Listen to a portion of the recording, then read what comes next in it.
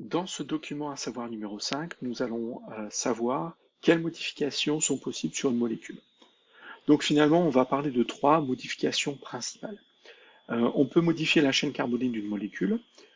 C'est simplement la création ou la rupture de liaison entre deux atomes de carbone.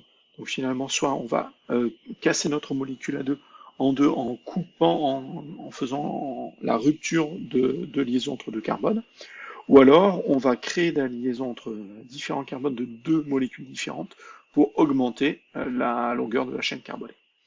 On peut aussi faire une modification du groupe caractéristique d'une molécule, ou groupe fonctionnel.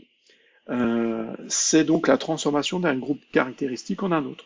Donc on pourrait transformer un groupe hydroxyle en aldéhyde ou en cétone, on pourrait transformer une cétone en acide carboxylique, non, pardon, un aldéhyde en acide carboxylique, etc. Bref, il y a des réactions qui sont tout à fait possibles assez simplement. Ensuite, donc là, les deux sont assez logiques. Soit j'agis sur la chaîne carbonée, soit finalement j'agis sur le groupe caractéristique de la molécule. Et enfin, la protection de fonction, la protection de groupe caractéristique. Parce que finalement, on peut avoir différentes parties d'une molécule qui pourraient réagir, et donc il va falloir protéger une partie pour que la réaction se fasse sur une autre partie d'une molécule. Donc ça, c'est tout à fait envisageable, ce qu'on appelle la protection de fonction. Par exemple, un groupe caractéristique est transformé en un autre groupe caractéristique moins réactif afin de réaliser une étape de la synthèse souhaitée, c'est-à-dire que ma molécule de départ réagisse avec un réactif que je vais dire un réactif 1.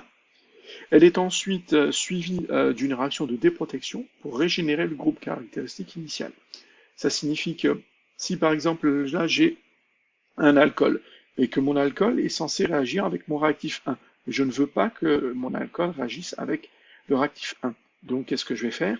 Eh bien, je vais transformer la fonction alcool ou le groupe caractéristique hydroxyle en une cétone, par exemple, ou en aldéhyde, suivant sa position, je vais donc faire ma réaction de ma molécule avec le réactif 1, et une fois que j'ai terminé, je vais déprotéger ma molécule, mon groupe caractéristique, en retransformant mon aldéhyde ou ma cétone en alcool.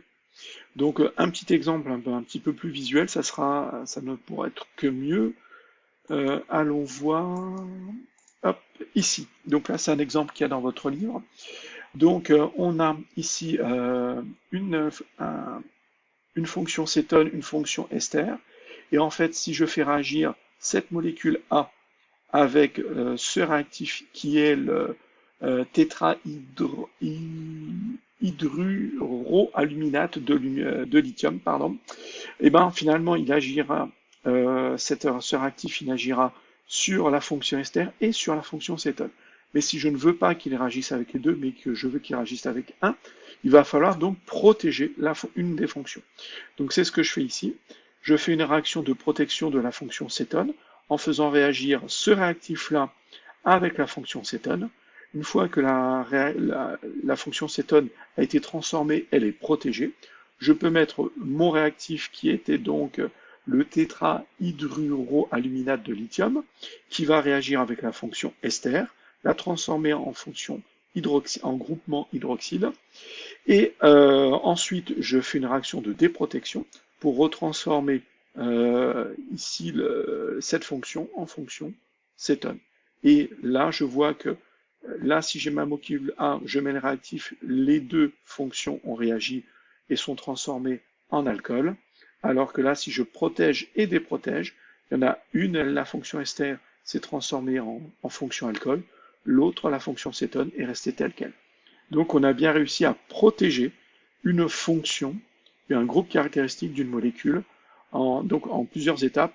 Une étape de protection, une étape de réaction avec le réactif initial et une étape de déprotection.